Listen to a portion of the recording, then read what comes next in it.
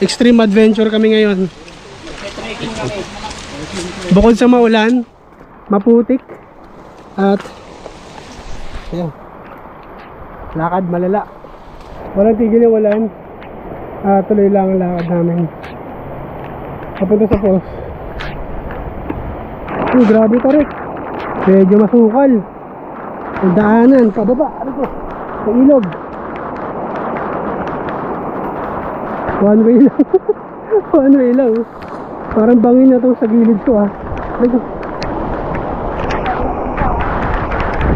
Grabe. Zero visibility.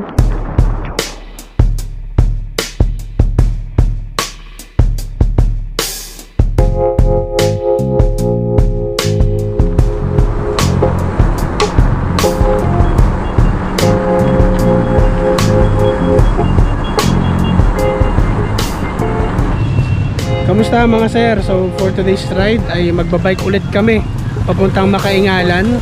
Pero this time babalikan namin yung Kipot Falls.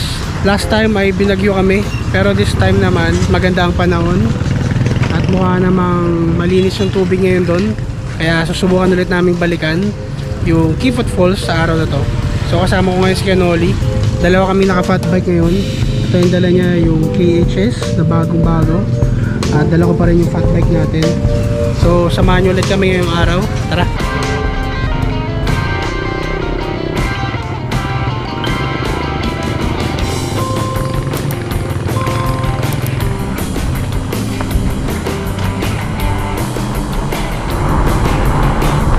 Diretso tayo dyan papuntang Mount Toro.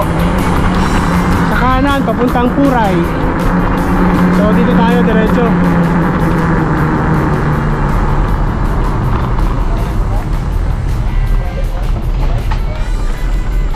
Start na ng trail.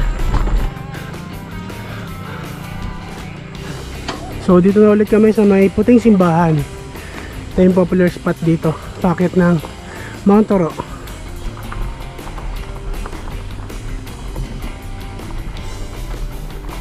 So ito tatahakin ulit natin papuntang Mount Toro at yung mga ahon dito. So gamit ko pala ang helmet pa rin ay Spider Berm from Spider Philippines. Shoutout Spider Philippines. Maraming salamat sa suporta. At bago nating sponsor, ito, suot natin yung jersey ng Weapon. Maraming salamat sa Weapon Bike. Pati na lang mga toro na. Buting kayo bot pa.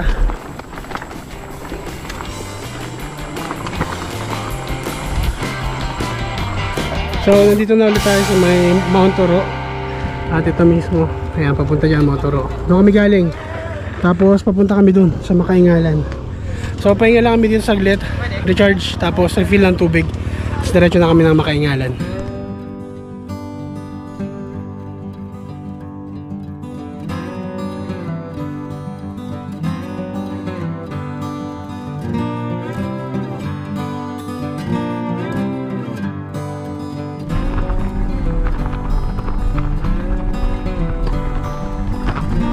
So hindi na kami umakyat sa may Mount Toro. Diretso na kami ng Makaingalan. Ito yung view na makikita nyo kapag binaybay nyo to. Yan o. Ganda, di ba? Kaya masarap magbike dito sa may Mount Toro, Makaingalan, Rodriguez Rizal.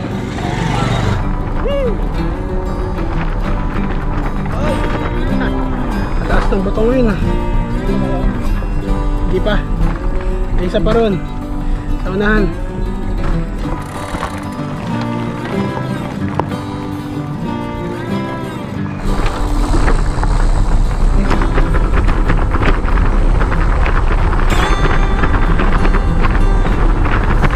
So naka 22 kilometers na kami. Marami lang ahon dito papuntang Makaingalan. Kaya medyo mabagal yung pacing namin. Mahirap po lang ensayo. Natayin ka ng 2 linggo. Ayan, tulak tayo ngayon. Ahon. So may ahon pa dito. Bukod dito meron pa dun sa unahan. pero maikli lang at mukhang kaya naman. Pero nakakapagod din kapag sobrang daming ahon tapos wala kang ensayo. Yan, tulak tayo for today's video. Pumatag rin sa wakas.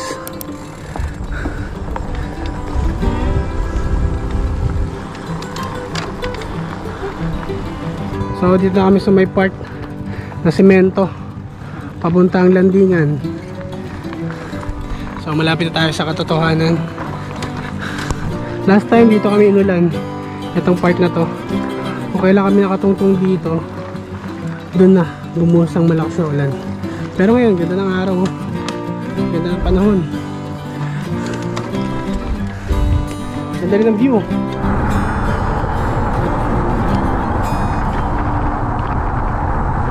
So malapit na kami sa landingan.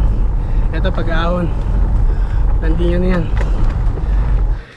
So dito na kami sa may landingan.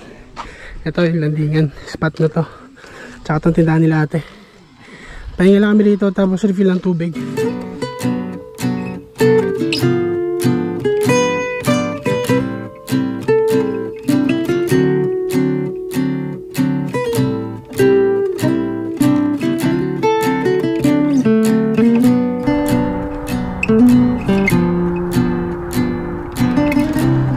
Dito ulit kami sa may magandang spot papuntang Makaingalan, overlooking.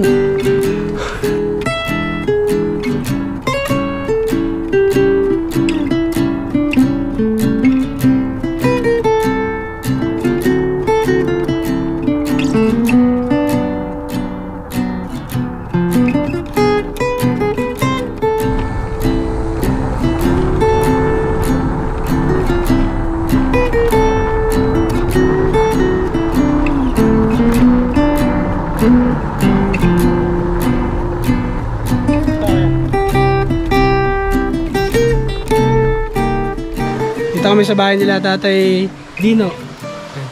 Ayan, pinark namin yung bike namin dito. Tapos punta kami ng Kipot Falls. Kasama namin si Darren, bata. Let's go. So papunta sa Kipot Falls, dito pa rin kami dadaan. Same na daanan nung last time. Taas, tarik. Ito yung spot na ganda ng view. Kita na yung pundok, ganda ng kulay, oh, berde. So dito ang kipot ng daan, single track kung sa bike. Ay, dalas. So time check pala natin ay 11 o'clock. Halos nangalahati na kami dito papuntang Kipot Falls.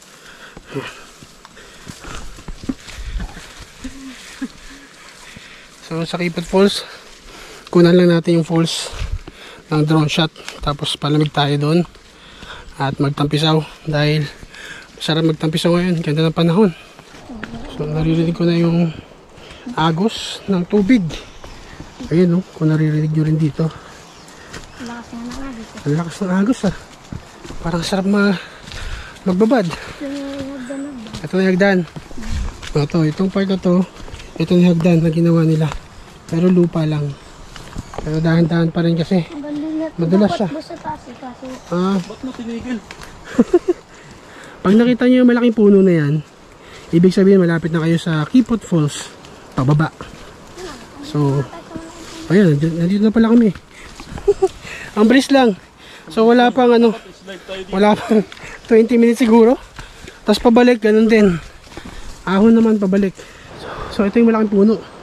Ayan, pag nakita nyo yan, nadaanan nyo yan, pababa, ito, malapit na kayo sa katotohanan.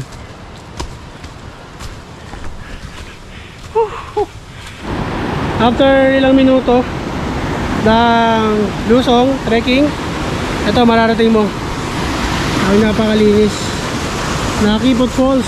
Ayun, nandun. So punta tayo dun mamaya. May isa pang falls dito, yan, mahina lang siya pero bumabagsak yung tubig. Sulit. So nasaksihan din natin yung Kipot Falls ng malinis yung tubig, ang daloy ng tubig ngayong araw. Dahil last time ay na-disappoint kami kasi kulay brown yung tubig gawa ng bagyo. Pero ngayon, eto, ayan, ganda ng tubig ngayon. Woo! Ito yung tubig dito. Ayan, kita nyo naman, ang linis, diba? Kaya talagang sulit ang pagpunta nyo rito.